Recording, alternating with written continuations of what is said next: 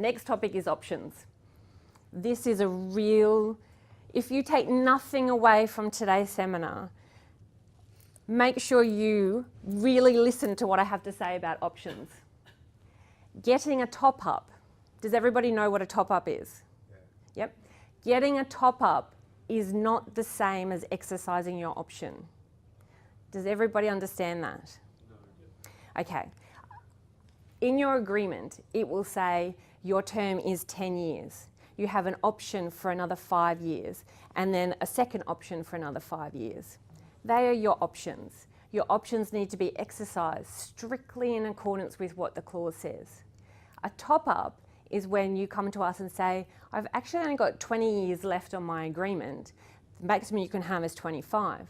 So we, at the next general meeting, say we are proposing a motion to add in an extra clause, which is another option term. So then now you've got 3 options to exercise. But that's not exercising your option. That's just adding another right for you to have an option for a further term. Make sure you make note of your option. I've had about 5 in the last 2 months where clients have forgotten that they have to exercise their option. If you do not exercise your option, your agreement comes to an end. It is over. You no longer have an asset. Your bank will be onto you that you're in breach of all sorts of covenants that you've made to your bank. You have no agreement. This is vital that you understand that. If you do not exercise your option, you lose your asset. This is a lot of money you're paying for these businesses. For you to not to exercise the option, it has fatal consequences. Having said that, if you have a good relationship with your committee, they are often more agreeable to entering into new agreements for the length of the term remaining. If you don't, they will try to have extra duties included. They'll try to reduce your remuneration. And essentially you have no bargaining power. You have to say yes. This is an example of an option.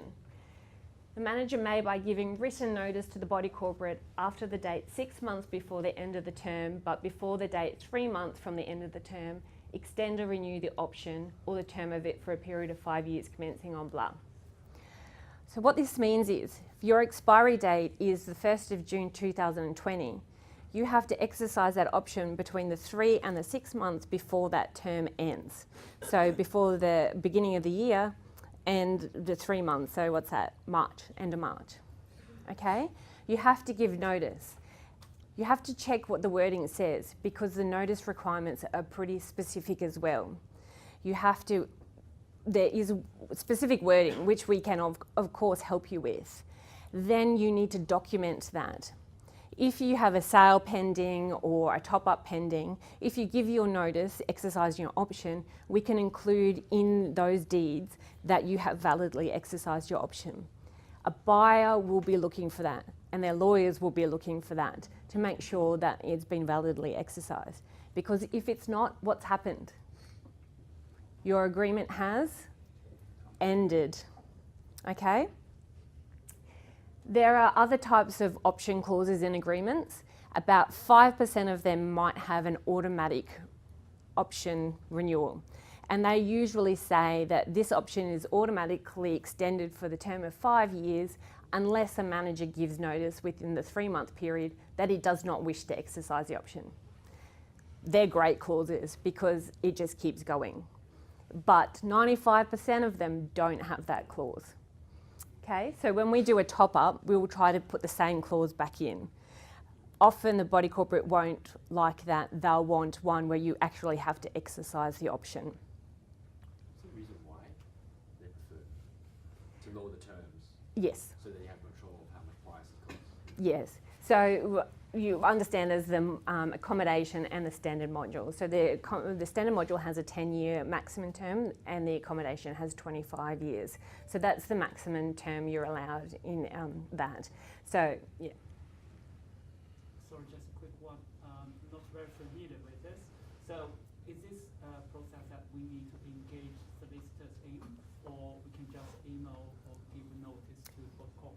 look, you don't have to engage a lawyer. My recommendation is that you do, because if you don't exercise it correctly, you will also lose your agreement. So for the small fee, I think, what do we charge, 500? I'm not sure, to exercise it and document it for you, compared to losing your $1-2 million asset. What would you prefer? If you lose the caretaking agreement, you'll also lose the... Yes, most of them are entwined, but regardless, if you haven't exercised your option, you haven't exercised it under either, so nothing.